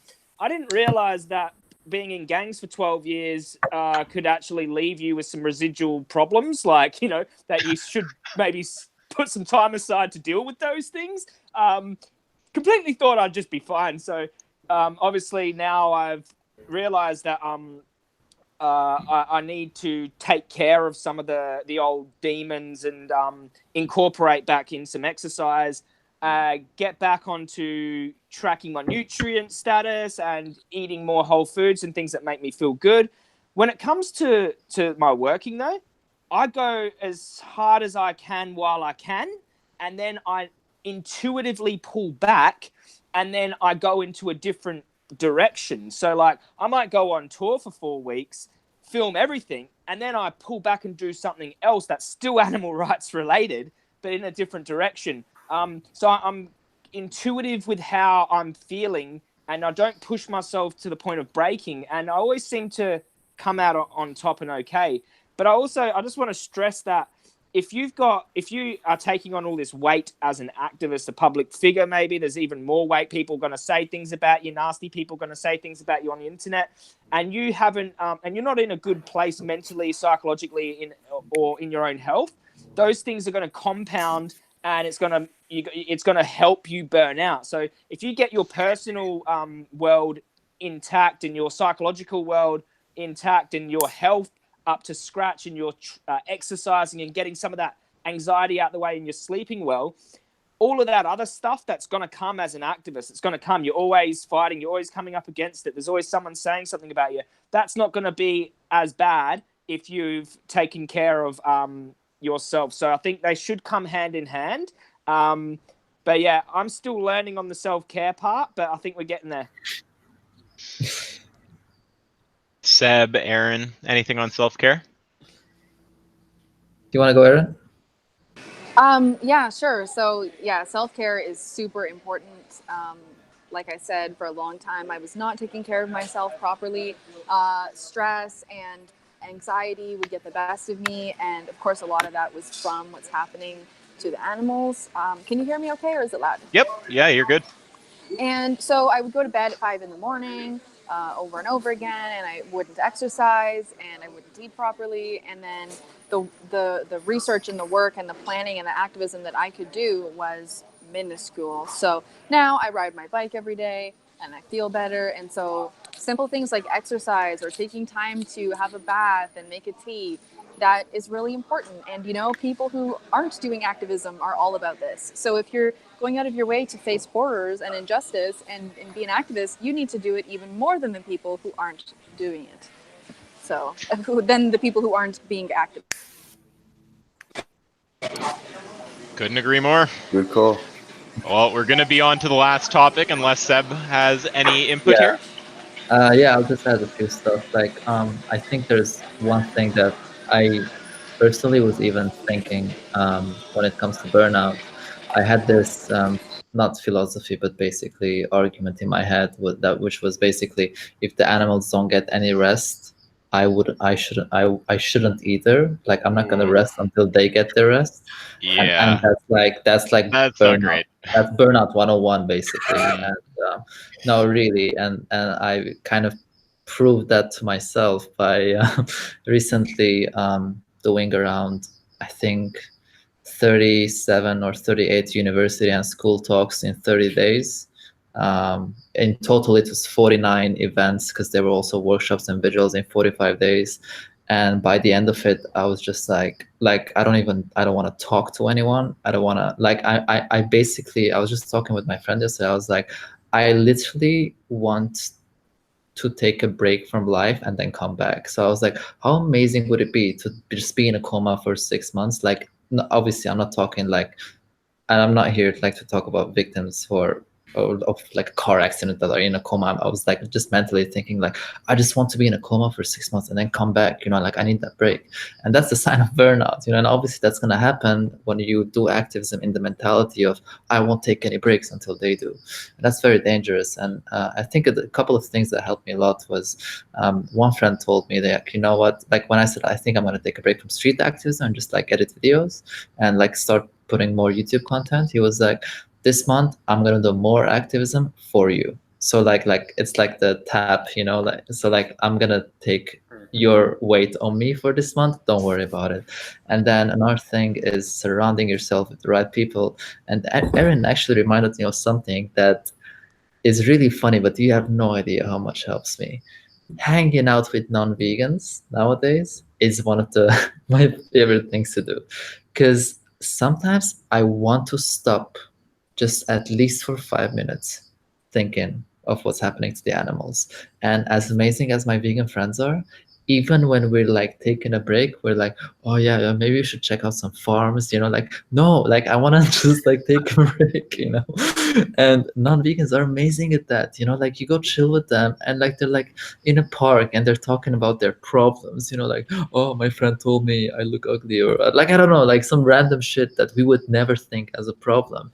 And then you're like, oh, life could be so simple sometimes, like, oh yeah, let's go, I don't know, let's go snowboard, let's go skate, let's go play volleyball, and those moments, like I look at my non-vegan friends, which I don't have a lot now anymore, but I really like think those are precious moments where I'm like, I'm taking a break now, and yeah, I think those are the things that help me a lot personally. But I think, yeah, self-care, as I said, I think Melanie Joy, in one of her talks, she said something very important. She said, the animals don't need the movement of burnt out zombies. They need the movement of strong and healthy people. And I think that's very, very important. Very powerful. Before we go on to the next topic, guys, I just got to get out of here. So nice to see you all. Thanks for the chat, and hopefully we can do this all again sometime. Love you, James. Yeah, have a good one, eh? Adios. Thanks a lot. Love you, mate. See ya.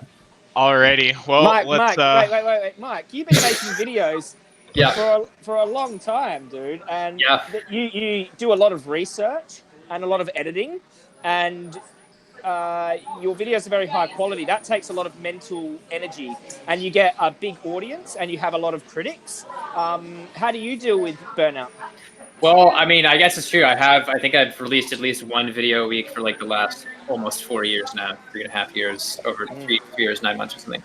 And yeah, for me, it's like I'm actually just producing at a lower capacity than I otherwise would right now. Like I'm doing one video a week. No matter what, I'm always going to do that, but I could be doing 2 or 3. And I basically just, first of all, I try and set it up to be as efficient as possible. Every time I'm editing, I'm using a template. I do like research throughout the week sort of, and I try to spread that out. And then I'm always like getting all the exercise I can, taking breaks, like playing Apex with Isaac and stuff like that. And, like last night I went to a softball game, I'm going to go to yoga and I could probably go to sleep earlier. And that's why I'm releasing a lot of times at like 2 a.m.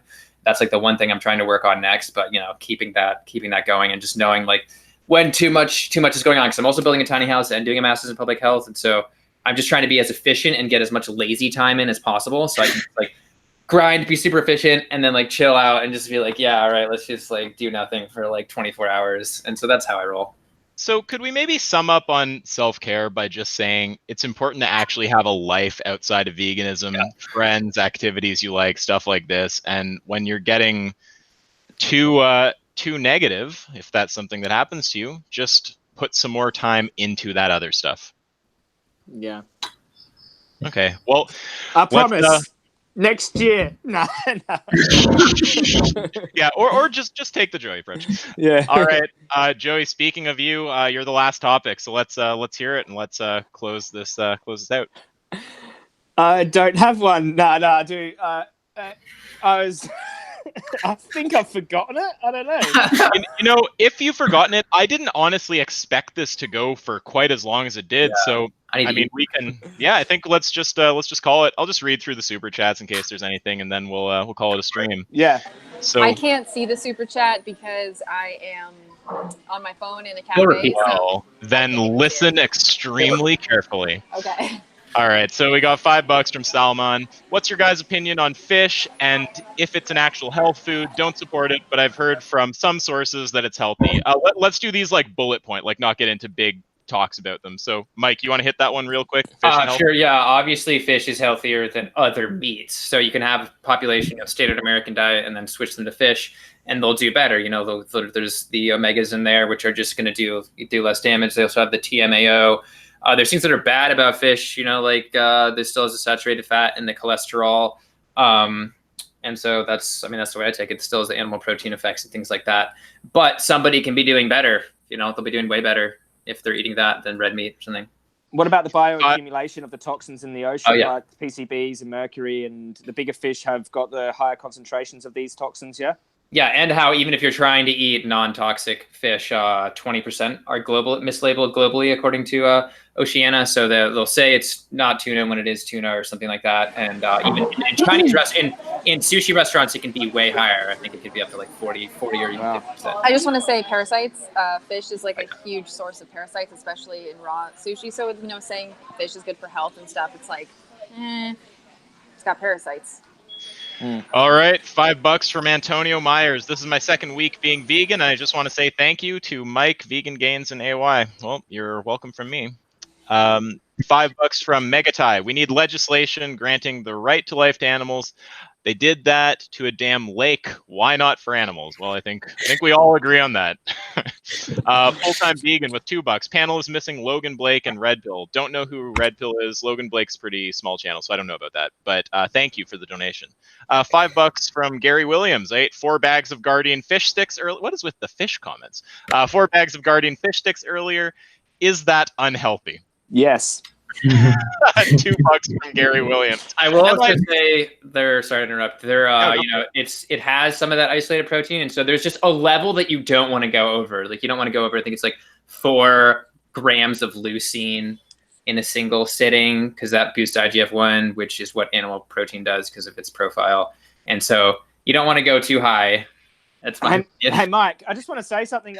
There's a big study where they replaced the animal fat with polyunsaturated plant fats, and they had a 30% decrease in heart disease. Have you heard of that meta-analysis? Yeah. I mean, I've kind of done that a few times. Just send it to me. So, like when people said, when Seb, when you were saying Challenge 22 are saying oil is a health food, that's not true, but it is technically healthier than animal fat. So I don't know what their actual statement was. Yeah, no, it's not it's that. Also a study. Sorry, I was just gonna say I don't think they ever said it is a health food. They just say like you can use it. Yeah, well, it's vegan. Yeah. There's also a study on healthful and unhealthful plant-based diets, and you can just see the chart. Like the more processed, and it's heart disease, more processed plant foods up in terms of heart disease, less processed plant foods down in terms of heart disease. Yeah. So. $2 from the same guy, Gary Williams. Am I vegan if I cheat on my girlfriend? I kind of think that's animal exploitation. Devin McRae for $1 says absolutely nothing, but thank you for the contribution. Vegan Yak with $2. Thank you all. Devin McRae again with $5. Keep spreading love. Smiley face. $2 from Joe. Oh, this is going to be hard. Joe Zawinul, reviews and reactions. Good stuff. Are you planning on having Isel Abalasiel? Well, 2 things. Isel, a bit of a thing with the size of the channel, and also I think a lot of the other people I'd have on might have problems with Isel, so I don't know how likely that is, but maybe at some point. $5 from the Animal Liberation Ninjas. No comment, but $5. Fantastic. And finally, unless more is accumulated. Yep, finally we got Eric Marangel with 5 saying, love you guys. Keep up the good work. Well, guys, we've made it through the entire stream. It went longer than I thought. Thanks so much for coming. It was truly a great time. Thank you. Thanks, guys. Thank you. And in closing, I'll just say all of these guys' channels are linked down below. You can find them there. And if you are a vegan who has any kind of substantial following on the internet, feel free to contact me. We'll probably do another one of these some amount of months down the line, and we can get you in next time. That's all. So have a good day. Thanks again, guys. Bye. See you guys.